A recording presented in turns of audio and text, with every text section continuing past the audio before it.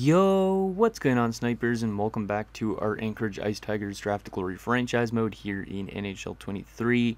So in last episode, we once again lost in the first round at the hands of the Vegas Golden Knights. That's the third time that's happened to our team in the last 4 seasons, and we've been a first round exit 4 straight years, which really sucks. But anyways, we have an off season ahead of us, hopefully trying to keep as much of this team together as possible in a sense, just because we're kind of running out of time to be a playoff team in a sense. Like, I feel like we're going to start losing a lot of good guys, and our team's going to get gradually worse, and we're not going to end up having a good chance at winning a Stanley Cup again, which really sucks because our first ever Stanley Cup playoff run, we obviously went all the way to the finals against Florida and unfortunately lost to them. That was probably our window of opportunity to win the Stanley Cup, and I don't know if we're going to get another chance, but who knows, maybe a few good drafts will help propel this team in the right direction. So first, before we get into the draft and the entire offseason, I do have a couple comments to go over. So the first one is from Hockey Guy 88. He says, tough loss. I would take Novikov with your first pick since it seems to be your goaltending that is the problem,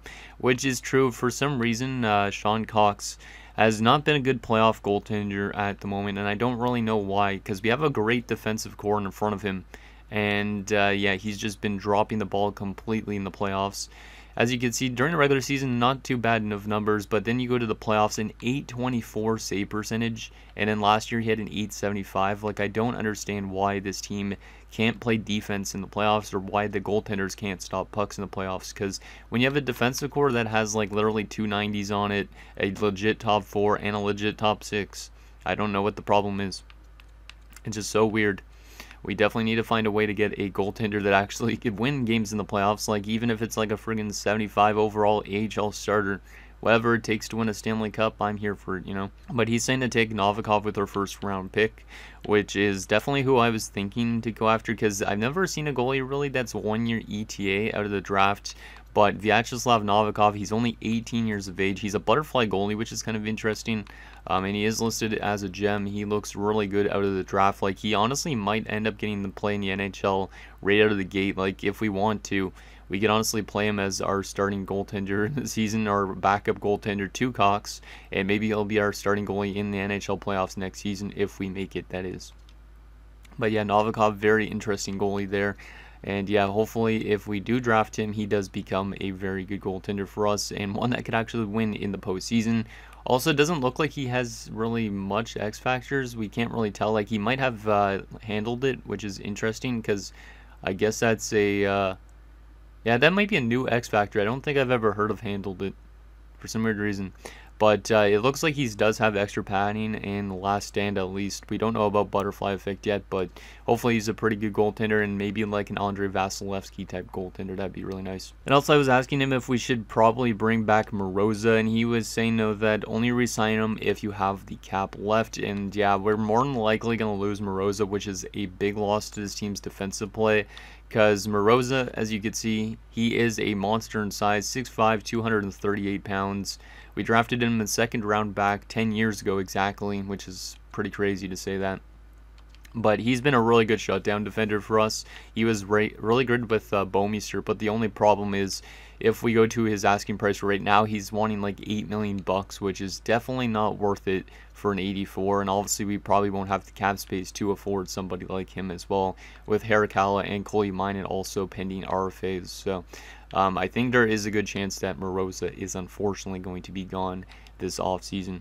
The next comment is from Saturn Otaku, who says, your penalty kill wasn't good either, so you might want to look, see how you could address that. You might also consider hiring a goalie coach. So we are going to be looking at getting a goalie coach this offseason, so that way our goaltenders hopefully could simulate better in the playoffs. That's one thing we're definitely going to be doing, and we should try and probably rework our penalty kill lines next season. So, like, I don't know if it's because of we lost Zykov that our penalty kill was worse, or what it was, but we definitely need to address our penalty kill, and hopefully that improves next season. Next comment is from Aguero, who says, once again, this sim makes no sense. I would for sure draft a goalie. It's pretty rare to find a 1-year out tendy. That makes me think he'll have a lot of natural growth. He might even be ready to become the backup halfway into the next season, and then hopefully a star, which is what I was just saying. Yeah, I really hope that is the case. If we could get him in as the backup or as early as this season already, that'd be really amazing. If he ends up somehow becoming a starter within 1 year, that'd be really amazing as well, because then he'd only be like 19 years old in our starter, which I think is faster development than Sean Cox was, because I think Cox was our starter when he was like 20, if I'm not mistaken, maybe 21. And then the last and final comment is from Nick Bacher, Barons OC. He says, Novikov is a no-brainer. Also, I don't know, the team goaltending sucks. Maybe the defensive core needs more DFD, which maybe that is the case, but also what does suck is we are likely to lose Moroza this offseason, so we won't have a defensive defenseman in our top 6, which means we're maybe going to be even worse of a defensive team next season. I know that's not a word worser, but still, just had to say that. So anyways, those were the comments I got. Let's get into this draft and take Novikov, and then we're going to have to see what we could get in the later rounds. And yeah, we're going to get our team set up, obviously, for next season and contract situation, all that type of thing. But St. Louis has 2 picks in the top 4, which is pretty amazing. I don't think I've seen that in a while. But yeah, hopefully Novikov could be that guy for us, because Cox doesn't seem like he's going to be that guy, and eventually he might like leave this team as a UFA, just because I don't really want to give him as much money as he's demanding, because he thinks he's worth a lot of money, but he's not. Like, his regular season numbers are solid. They're not the greatest regular season numbers by far, but then his playoff numbers, his first few years were, or one of his seasons was actually pretty good, but then the rest of them have been like sub 900 save percentages, so I don't really know what the problem is with that. But anyways, let's take a look at this top 5 of this year's draft. So Florida at number 1 is going to take Tuo Mainen, who's an 80 overall sniper. So look at him. Looks pretty good out of the draft. Got wheels as his zone ability, which is a bit interesting for a sniper. Only will make it snappy and no like heat seeker. He does have 1T though, but no heat seeker and stuff like that. So that goal scorer might not be the best goal scorer in the future. I don't know. But there's Florida's pick. St. Louis at number 2 is going to take Sarno, 79 overall two-way defenseman. Looks pretty good defensively. Got a really good shot power as well. So maybe like an Al McInnes of the future. Who knows? So there you go. He also does have off to rush, so that guy might be a little legit like an Al McInnes, which would be kind of neat for St. Louis. LA at number 3 is going to take Guerin, who's a 78 overall two-way forward. Maybe a future Selke winner there, who knows. His faceoffs aren't the best out of the draft, but they will probably develop into being pretty solid. And apparently this guy blocks shots as well, and he is good at puck battling and all that stuff, so he might make some good defensive plays. And he does actually have quick draws as superstar ability, so yeah, that's a pretty good pick there for LA. St. Louis at number 4, taking Dryden, the 77 two-way forward. So they grab a forward and a defenseman in this draft in the top 5. Interesting. Trying to go for a more defensive style, I guess. And Seattle at number 5 is going to take Jacobson, who's a 76 two-way forward only. So a little bit of a weaker draft class, it seems like, but hopefully Novikov is pretty good out of the draft. Because, yeah, that would be nice to have a good future goaltender, and hopefully one that actually wins games in the playoffs when it matters most. Like regular season, we could just barely squeak in. I don't care about his goalie stats during the regular season. As long as he actually wins games in the playoffs, that would be the good thing. But yeah, let's sim to our pick at 26 here and take up Novikov. Let me take a look at some of the picks before our pick, just for a little bit of extra stuff, just because some of you guys asked me to do this and I always forget to do it. Because I'm always focused on our pick. But here's the rest of the first round so far. Some pretty solid prospects, nothing too spectacular in terms of steals, but there you go. Let's take Novikov now, because Novikov is going to be probably a pretty good goaltender here. Yeah, 1-year ETA makes me think he's going to be like a 75 out of the draft, which would be pretty nuts. Like, imagine being a 75 overall goalie, like being an AHL starter almost by the time you're like 18 years old. So here we go, Vyacheslav Novikov, how good are you? He is a 73 overall medium elite goalie. Damn, that's 73 is really good. He literally will get signed probably this offseason and play in the AHL to start the season, but oh my goodness, 73 out of the draft is really great at 18. And he does have butterfly effect as his zone ability, which makes sense since he's a butterfly goalie. Superstar abilities, he's got sponge, so good rebound control. No timer for one-timer saves, and handled it. So one-on-one save boosts the team's energy, which is interesting. There's a look at his individual attributes. So he's very athletic right now. His puck control is pretty good as well, and his reflexes are pretty good. So he's a pretty balanced goaltender. He does have 95 puck playing frequency, but his passing's only a 79. But he might pick up a few apples as well to help out our team offensively, which is really nice. So that is a fantastic pick there in the first round. Let's move to our next pick. And let's take a look quickly at what we missed out on after Novikov, because I do want to see if we made the right choice, which more likely we did. I can't complain if we didn't. Like, literally, there was a top 6 defenseman that went afterwards. Like, these guys are going late first round, but somehow Novikov was projected second, which is really weird. Yeah, we definitely made the right choice there. Oh, wow, a low elite 2-way-4. That's a pretty nice pick there for Buffalo to start the second round. There's another low elite in Wingowski. Another low lead in McInnes. Damn, a lot of low leads in this draft too. So looks like the later rounds are almost better than the first round. So our next pick here. Wow, this draft class has dropped off a cliff. Yikes.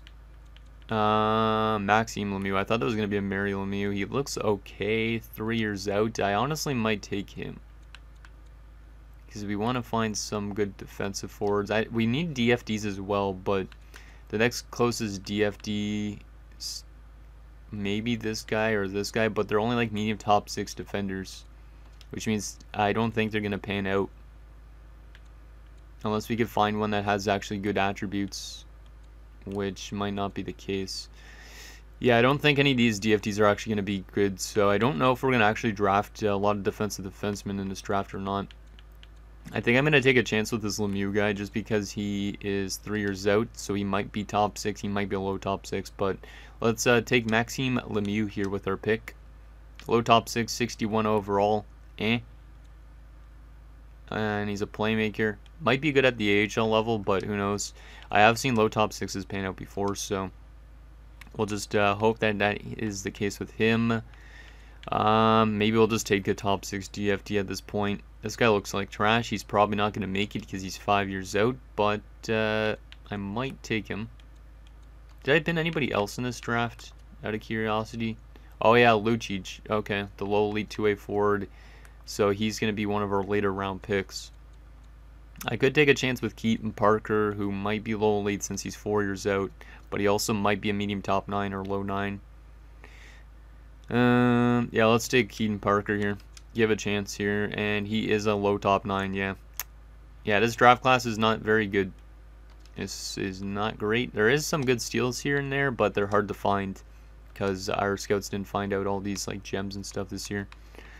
Next pick here. Should we just take that low elite now already and then sim the rest of his draft, or should we just take chances on random guys? Ooh, this guy's interesting. He's 20 years old though. 5 years out though, so he's gonna be a low overall, so never mind on that. Might as well draft maybe some more goaltenders as well. I don't know. Like, we have so many goalie prospects. High fringe starter, Michael Bicek or Bicek. He's probably a Slovak goaltender. Is he a Slovak goalie? Does it say? Oh yeah, he is Slovak. Yeah, I figured with his name. Yeah, let's just take this guy as well. Since he's high fringe starter, maybe he becomes a good backup for us. 48 overall only, but who knows, maybe he becomes a goaltender for us that could win us a Stanley Cup, or just play a lot better than Cox did at least. And then this pick, we'll probably just take that low elite. Yeah, might as well take this low elite already since he's listed as a gem. Tommy Lucic. He might honestly get to the NHL right away. He's like 2 years out only, so he might get signed to his ELC right away as well. And wow, 67 overall. Wow, and he was supposed to go in like the 7th round. Damn, at 19, that's pretty good. He's a more defensive forward as well, which is kind of nice because that's something we could definitely use on our bottom 6 to help keep the puck out of the net and also help improve our penalty kill in the future. So I like that pick a lot. In our last 2 picks here, are we going to be able to find anything good here at all? Probably not at this rate. Just trying to look for some good attributes. Good shooting from Svensson. He's only 19. 4 years out, maybe. Let's take a chance with this guy. I'm going to take chances with random people. Bottom 6 forward. Oof. I mean, his shooting is okay at the AHL level, but it's not going to be NHL ready at any point for sure. And our last pick of this draft, which has been kind of an okay draft, but some weird picks as well. At least Novikov should be interesting. Yoshida's already 20. Looking for like 18-year-olds that are actually like have good attributes. Not really interested in these overagers too much. Unless they're like NHL ready. Okay, this guy's interesting at 19, but a guaranteed bottom 6. I don't like guaranteed bottom 6 forwards. Yeah, this draft is terrible. 20 years old, guaranteed probably low bottom 6. What do we take here?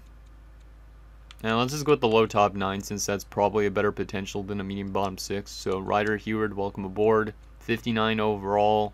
Probably won't make it, but his shooting categories are actually pretty good, but he is 19 already. But some decent attributes there for Heward. Or Hayward, whatever it's pronounced as. I think it's Heward. Okay, so there is our draft. Novikov, Lemieux, Parker, Bissick, Lucic, Svensson, and Heward. Definitely excited for Novikov and Lucic. And Bissick might make it. The rest of those guys are kind of up in the air, but there is our draft. Hopefully a lot of those guys make it, because I have been looking recently at all of our recent drafts and seeing how much players have actually made the NHL from our draft. Like, basically the better of the players, and some of the draft classes that we've had, we've only had like one guy actually make it out of, which is kind of bad. But some of them, like our best draft I think was the draft where we drafted like Festerini in the 4th round. We had like 4 players make it from that draft, and we're actually successful NHLers with us. So I'm not talking about like the 4th liner kind of guys like Grattan used to be and whatnot, but the serviceable players that actually could pick up points and all that. Okay, so those are our scouts re-signed. That is good news. And now we got to do this re-sign stage. This is not going to be fun. 43 million in cap space. We are going to just qualify all our RFAs, which means Coley Minen might be a UFA at the end of next season. Oh, he will be a UFA next offseason, and I'm not going to be giving him 15 million if he's asking for that next offseason, which means Coley Minen might be on his way out soon. Hartnell, we will qualify you as well, yeah, definitely. But you are going to be getting some power play time this year, since you're doing really good without the thing. Wow, Wong's trying to get $9 million already. And he's only got like 1 more year left of RFA status, which is kind of bad. Yikes. Well, our team is going to probably explode within the next few seasons, because all these RFAs are going to start to expire. But we are going to qualify them all. Danner might end up getting into our lineup this next season. But we all qualify all these RFAs. It's good. Qualify Cox as well, because he thinks he's worth $9 million. And then Canone, you want an NHL contract already, but you're going to get qualified. UFA-wise, let's go to the goalies first. Duncan. For now, I could hold on to Duncan, but obviously he might get replaced by Novikov. Do we still have Taze under contract? I think we do, right? I think we do. Oh yeah, only for 1 more season. Maybe I let go of Duncan and let Taze play as the backup. I mean, Duncan was good last year, but the thing is with Duncan, yeah, Duncan was actually pretty good last year, and in the playoffs as well. But the thing is, Taze is under contract, and I need to have that money probably, so I might end up letting go of Duncan, to be honest. And also that will make up a goalie spot for Novikov. So we probably will have to do that. Let's go to the bottom of this UFA thing, and let's see who we got to sign. And Ronnie Patterson, I don't think you're going to be really that great of anything. You might be a good AHL player, but I'm still going to let you walk. Same with Letang. Akers is 68 at 20. He was a former 2nd rounder, so I feel like I'm obligated to sign this guy. Nylander, 69 at 22. Former 7th round pick. Has some good attributes, to be honest, but I don't think he's going to make the NHL. Hago, 69 at 20, was a 3rd round pick. Might be interesting to sign him up, since he's 20 years old only. We are going to let go of a couple AHL guys to make room for some of these guys, though, as well. I am definitely going to be signing Denny up. He's a 73, a low lead at 19. That's going to be exciting to see what he does at the AHL level this year. I feel like I should be letting go of some of these other guys. Like, Value Holy is not panning out, which is unfortunate. He's actually pretty good defensively, but I don't think it's worth giving him $1 million to try and play on our top 6. So, yeah, we're going to have to let go of a few of these AHL guys because they're not going to accept otherwise. Ooh, this is where it gets a bit tough because now we actually got roster players. Shannon Eichel was a 7th rounder that actually looks like he could be an okay in OFD. He's been actually pretty solid at the AHL level, but do I want to give him an NHL contract as a depth option?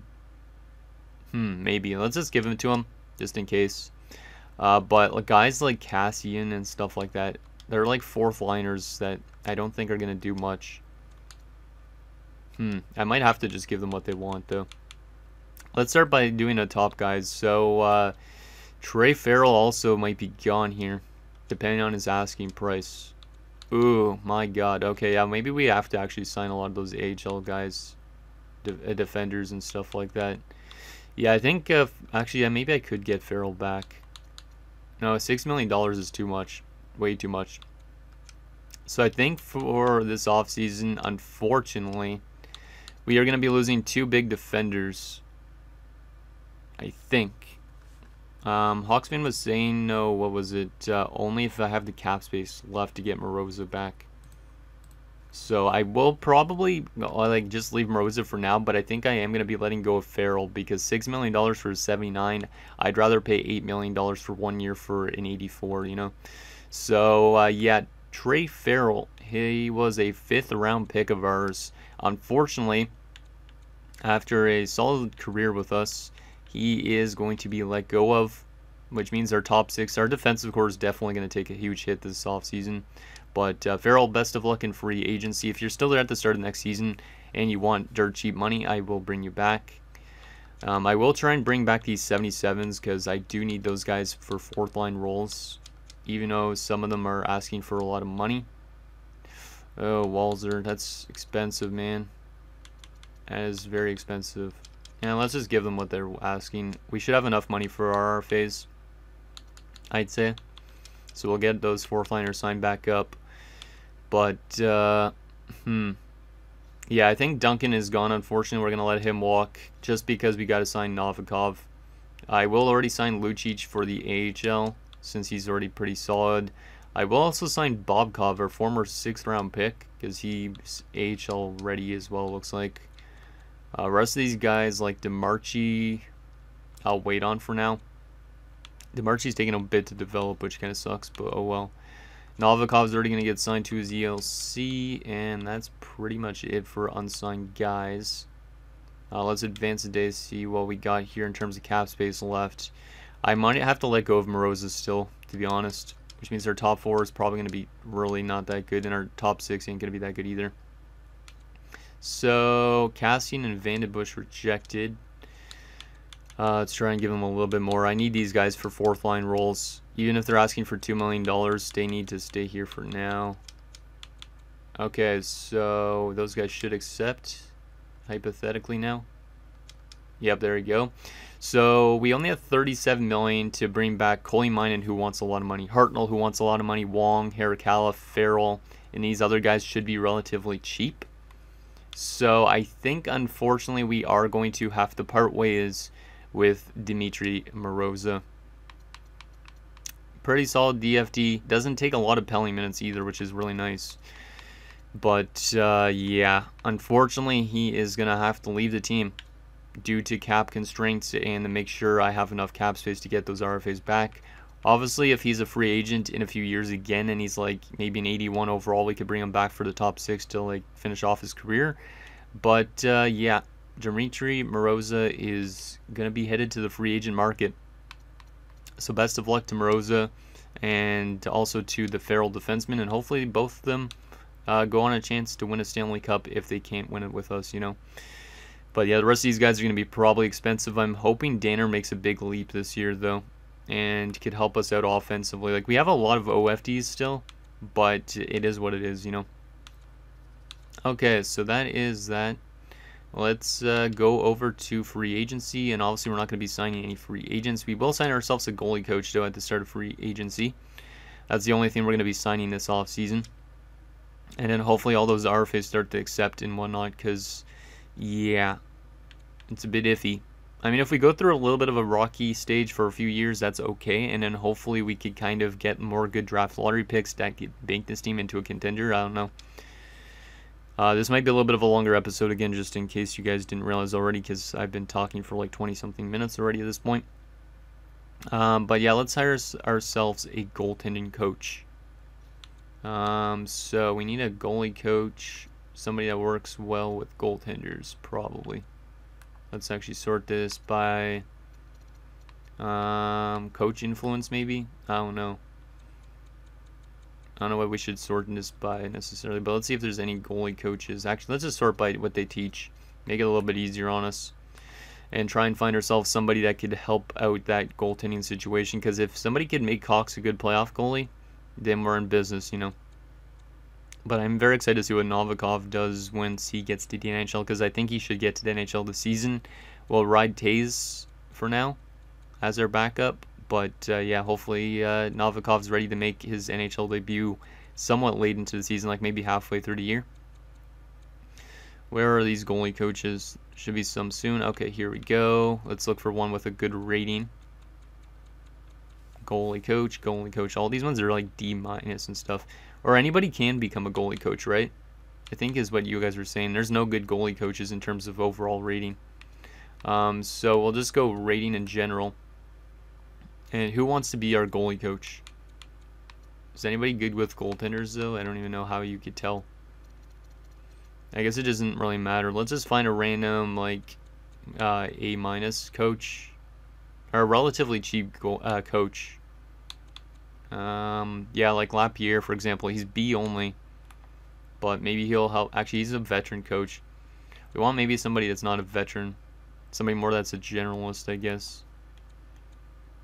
It doesn't really matter how they work with our team, though, because we just need one for our NHL goalie coach. So let's just give this guy some money to be our goalie coach. I know it's out of your comfort zone there, man, but hopefully you could help out our goaltending situation a bit and get Cox to being a better goalie. Let's advance a few days. See if we get that coach in. There we go. Perfect. So we do have ourselves a goaltending coach now, which is good. And yeah, hopefully this guy actually could be a pretty solid goaltending coach, or we could kind of rework our coaching staff to make one a better suited for Cox. But let's begin the sim up to next season. And then we're also going to probably, will wait till next episode to tell you guys where, what is it, like Duncan and stuff sign. But yeah, hopefully all these RFAs start to accept, which the AHL kind of ones are. Ooh, interesting, but I have to match it, unfortunately. It's on Danner, and Danner's one of our guys that I want to get into the NHL, so we will match this offer. There you go. LaRose is accepted. Mueller's accepted. Okay, so we still have, I think, some big-name RFAs that are still holding out, but we are still not at the start of the season, which is good. We still got 36 million. I'm trying to clean up our cap situation a bit because I know soon we're going to have to rely on re-signing Parrott, who's our big boy. We need to have him back. And then there's also, who was the other ones up for renewal soon? There was a couple other big guys that are up for renewal, I'm pretty sure. Oh yeah, Zikov and Keith are really close to being up for renewal. And those guys, I think, are kind of crucial to this team. So, yeah, that's why we need to make sure we have enough cap space for them, even if we're going to be a bad team for a few years, you know. So, yeah, all the roster player guys, these 5 guys are holding out, and Cox still, and Canone's still holding out, but he should accept soon. And then hopefully we could get those guys back with $34 million, because that's not really a lot of money to work with, but as long as these guys don't hold out the entire year, you know. But let's see, Coley Minen is still, yeah, I know. Hartnell's accepted, thank you there, Ricardo. We're going to get you some power play time this year. Canone's accepted finally, which is kind of weird because that was his ELC, I think, almost. Harakala has accepted as well. That's good. So we still have a few holdouts. 3 more holdouts, I think, and then Cox as well. Oh, man. 27 million in cap space. Coley Minen, what are you wanting for 1 year? 7.625, which would put us down to 20 million. Wong wants 4, which would put us down to like 16. Farrell would put us down to, what is it, 14-ish. And then Cox would put us down to like 10 million.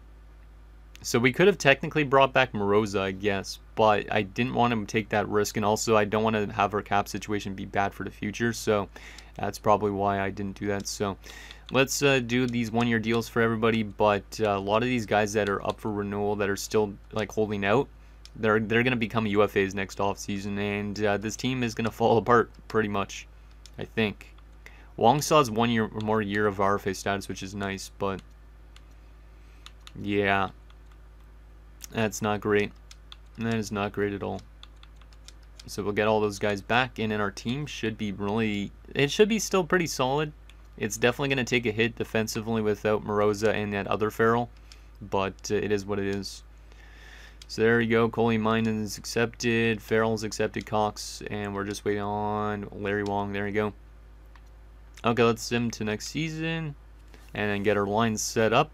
And yeah, hopefully next episode we could have a pretty good season, but hopefully we could have a good playoffs as well. I'm probably going to be doing pre-recording as I normally do with regular seasons, but yeah, should be interesting nonetheless. Yeah, I think everybody's in the right spots, right? Novikov definitely can't get scratched though.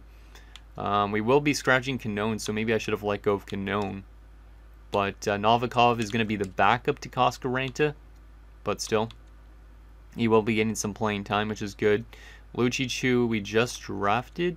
Yeah, just drafted. He's going to be playing in the AHL, which is good to see.